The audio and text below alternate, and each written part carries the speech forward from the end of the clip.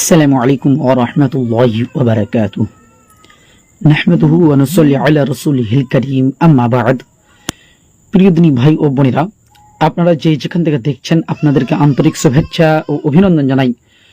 প্রিয় দিনী ভাই ও বোনেরা, আজকে আমরা লাইভে এসেছি একটি হাদিসকে কেন্দ্র করে, যে হাদিসটি সহিহ বুখারীর হাদিস নাম্বার 3849। এই হাদিসে উল্লেখ আছে যে একটি বানরী একটা বানরের সাথে সহবাস করেছে, জেনা করেছে। এই যে একটা ঘটনা উল্লেখ আছে, এই ঘটনার জবাব দেওয়ার জন্য আজকে লাইভে উপস্থিত হয়েছে ইনশাআল্লাহ।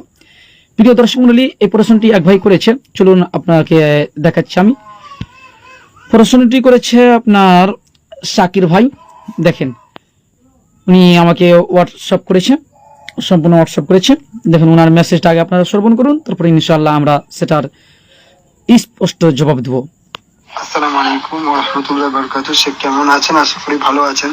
তো একজন হানাফি ভাই এইটা আমাকে পাঠিয়েছে, এই সম্বন্ধে আমাদের সালাফে মানে আলুল হাদিসদের কি রায়, এবং তার আমের একটা অডিও আছে, আমি আপনাকে পাঠাচ্ছি শেখ, ওটাও শুনবেন এটাও শুনবেন। শুনলে এর উত্তরটা কি হবে একটু বললে খুব ভালো হবে। আচ্ছা, মানে সহিহ বুখারীর হাদিসটি পাঠিয়েছে, হাদিসটি আপনাদেরকে আমি পড়ে শোনাচ্ছি। হাদিসটি হচ্ছে যে আন আমর ইবনে মাইমুন ক্বালা রাআইতু ফিল জাহিলিয়াহ কিরদাতান ইজতামাআ আলাইহা কিরদাতুন ক্বাদ জানাত ফারাজামুহা ফারাজামতুহা মাআহুম। অর্থাৎ আমর ইবনে মাইমুন রাদিয়াল্লাহু রাহমাহুল্লাহ থেকে বর্ণিত, তিনি বলেন, আমি জাহেলিয়াতের যুগে দেখেছি একটি বানরী ব্যভিচার করার কারণে অনেকগুলো বানর একত্র হয়ে প্রস্তার নিক্ষেপে তাকে হত্যা করলো। আমি তাদের সাথে প্রস্তার নিক্ষেপ করলাম, মানে একটা বানর নিয়ে একটা বানরের সাথে জেনা করেছে, ব্যভিচার করেছে। তারপরে ইজতামা আলাইহা কিরদাতুন, সমস্ত বানরগুলো একত্রিত হয়ে গেলেন। কদ জানাত, এবং ফারাজামুহা, ওই জেনাকারী মানে বান্দরটিকে রজম করে দিলেন, মানে হত্যা করে দিলেন, চতুর্দিক থেকে ইট পাথর মেরে তাকে হত্যা করে দিলেন। তো এই হাদিসটি দ্বারা উদ্দেশ্য কি? অর্থাৎ বানরে সহবাস করলো, বানরে জেনা করলো, আর বানরগুলো মানে তাকে হত্যা করে দিল, মানে এর দ্বারা উদ্দেশ্য কি? মানে শরীয়ত তো বানরের উপর বর্তায় না কেন? আল্লাহ সুবহানাহু ওয়া তাআলা সূরা জারিয়াত আয়াত নম্বর 56 মধ্যে আল্লাহ তাআলা বলেন, ওমা খলাকতুল জিন্না ওয়াল ইনসা ইল্লা লিয়াবুদুন, মানুষ এবং জিন জাতিকে সৃষ্টি করেছি একমাত্র আমার ইবাদতের জন্য, অন্য কিছুর জন্য নয়। তার মানে ইবাদত একমাত্র মানুষ এবং জিনের জন্য, অন্য কোনো পশু প্রাণীর জন্য নয়। তাহলে বানর জেনা করলো, সহবাস করলো, তাহলে বানরকে কেন হত্যা করা হলো, রজম করা হলো? এর কারণটা কি? জি, এটা নিয়ে ভাইটি খুব সমস্যার মধ্যে রয়েছে। চলুন এই সমস্যার আমরা জবাব দিয়ে দিই। জি, এই সমস্যাটার জবাব হচ্ছে যে একটি বানর একটি বানরের সাথে জেনা করেছে, এর জবাব কি? এই হাদিসটা নিঃসন্দেহে সহিহ, কিন্তু এটা আমাদের চিন্তার বাইরে, যে একটা বানর একটা বানরের সাথে সহবাস করেছে, তাই তাকে হত্যা করে দেওয়া হলো, রজম করে দিল, বান্দরগুলোই মিলে তাকে রজম করে দিয়েছে। এর জবাব কি? জি, এর জবাবটা কি চলুন একটু আমরা দেখাচ্ছি। হাফিজ ইবনে হাজার আসকালানী রাহমাহুল্লাহ ফাথুল বারির মধ্যে এর জবাব বলছেন। ফাথুল বারি আপনার 7 খণ্ড 160 পৃষ্ঠার মধ্যে হাফিজ ইবনে হাজার আসকালানী রাহমাহুল্লাহ ব্যাখ্যা করছেন, যে তিনি উল্লেখ করেছেন, ফালা আল্লাহ উলাই কানু মিনাল জিন্নি লিআন্নাহুম মিন জুমলাতিল মুকাল্লিফিন। অর্থাৎ একটা বানর নি একটা বানরের সাথে সহবাস করেছে, এর দ্বারা উদ্দেশ্য হচ্ছে যে জিন, একটা জিন একটা মানে জিনের সাথে সহবাস করেছে, মানে বানর দ্বারা উদ্দেশ্য এখানে জিন, যেটা হাফিজ ইবনে হাজার আসকালানী রাহমাহুল্লাহ ফাথুল বারিতে উল্লেখ করছেন, যে এই বান্দরটা জিন ছিল, আসলে এটা বান্দর নয়, এটা জিন ছিল, একটা জিনের সহবাস করেছে, এই জন্য তাকে হত্যা করা হয়েছে। জিনদের মানে জিনদের অস্তিত্ব কোরআন মাজিদে রয়েছে, সূরা আহকাফ আয়াত নম্বর 29 এর মধ্যে দেখতে পাবেন জিনের অস্তিত্ব রয়েছে। এবং সহিহ হাদিসে এটাও প্রমাণিত রয়েছে যে যদি বিবাহিত নারী পুরুষ জেনা করে, তাহলে তাদেরকে হত্যা করতে হবে, তাদেরকে রজম করতে হবে। সহিহ বুখারী হাদিস নাম্বার 6814 নম্বর হাদিসে রয়েছে, সহিহ মুসলিম হাদিস নাম্বার 1702 নম্বর হাদিস। তো অতএব ওই বানর যেটা ছিল ওটা একটা জিন ছিল, আসলে ওটা বানর নয়, কিন্তু বানরের রূপ ধারণ করেছে, ওটা আসলে জিন ছিল।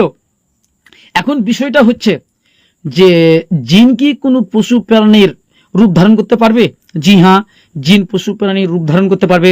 সহি মুসলিম হাদিস নম্বর 2236 নম্বর হাদিস, এবং দারুস সালাম থেকে যে সহি মুসলিম রয়েছে হাদিস নাম্বার 5839 নম্বর হাদিস, এবং মুআত্তা ইমাম মালিক দ্বিতীয় খণ্ড 976 পৃষ্ঠা এবং 77 পৃষ্ঠা হাদিস নম্বর 1994 নম্বর হাদিস। এই হাদিসে উল্লেখ আছে যে বানরও আপনার জিনও বানরের রূপ ধারণ করতে পারে, পশু প্রাণীদের রূপ ধারণ করতে পারে। অতএব এই হাদিসে যেটা আছে যে একটা একটা বানরের সাথে সহবাস করেছে, জেনা করেছে, এর দ্বারা উদ্দেশ্য হচ্ছে একটা জিন্নির সাথে একটা মহিলা জিনের সাথে সহবাস করেছে, এই জন্য সমস্ত জিন মিলে তাকে হত্যা করেছে, এই জন্য সমস্ত জিন মিলেই তাকে হত্যা করেছে। এটাই এই হাদিসের সঠিক ব্যাখ্যা।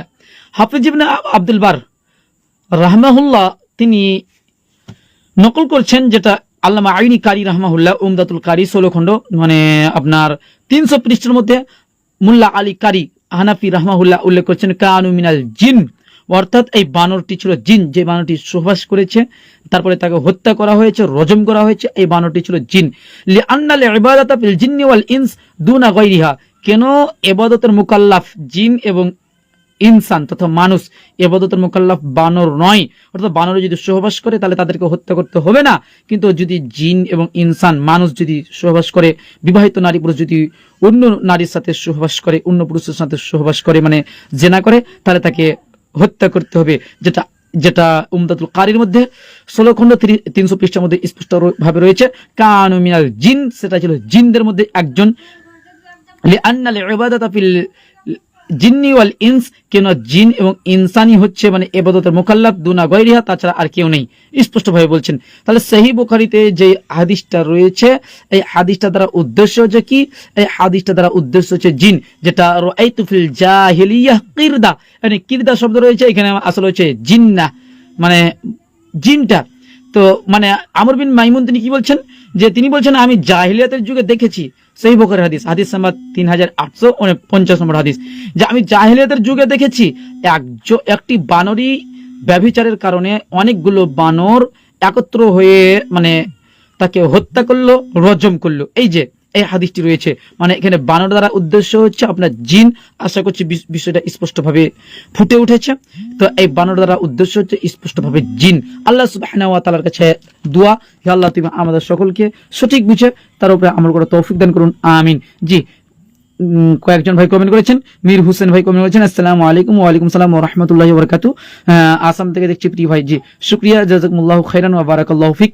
আচ্ছা, আব্দুল কাদের ভাই কমেন্ট করেছেন আসসালামু আলাইকুম, কেমন আছেন মাওলানা? আমাকে চিনতে পারলেন? আমি সেলিমের ভাই, চিনতে পারলেন মাওলানা? আপনার বাড়ি আজনা। জি, ওয়ালাইকুম সালাম ওয়া রাহমাতুল্লাহি ওয়া বারাকাতুহু। জি, আপনাকে চিনতে পেরেছি, আপনি সেলিমের ভাই বলছেন। জি, সেলিমের সাথে আমার কথা হয়। জি, আপনাকে চিনতে পেরেছি, সম্ভবত আপনার বাড়ি চাঁচকি। জি, চিনতে পেরেছি। হ্যাঁ, আব্দুল কাবির ভাই তিনি আবারও কমেন্ট করছেন তাশাহুদে কেমন করে আঙ্গুল লড়াবো একটু বলবেন প্লিজ। জি, তাশাহুদে আঙ্গুল লড়ানোর পদ্ধতি হচ্ছে আঙ্গুলটা অবিরাম নড়তে থাকবে। সুনানে নাসাইর মধ্যে সহিহ সনদে হাদিস রয়েছে, হাদিস নম্বর 779 নম্বর হাদিস রয়েছে, যে তাশাহুদে আপনার অবিরাম আঙ্গুল নড়তে থাকবে। ইউহাররিকু শব্দ এসেছে, অবিরাম আঙ্গুলটা নড়তে থাকবে। আর মুসনাদে আহমদের মধ্যে যে হাদিস আছে লা ইউহাররিকু, আঙ্গুল নড়াতেন না, এই হাদিসটা সাজ, আর এটা হাদিস সহিহ। সাজ এবং সহিহ হাদিসের মধ্যে যখন টক্কর লাগে, সাজ হাদিসটা বাতিল হয়ে যায়, সহিহ হাদিসটা প্রাধান্য পায়। অতএব আঙ্গুল অবিরাম নড়াতে হবে, এটাই হচ্ছে সব থেকে উত্তম মতামত। আশা করছি বিষয়টি বুঝতে পেরেছেন। আসসালামু আলাইকুম ওয়া রাহমাতুল্লাহি ওয়া বারাকাতুহু।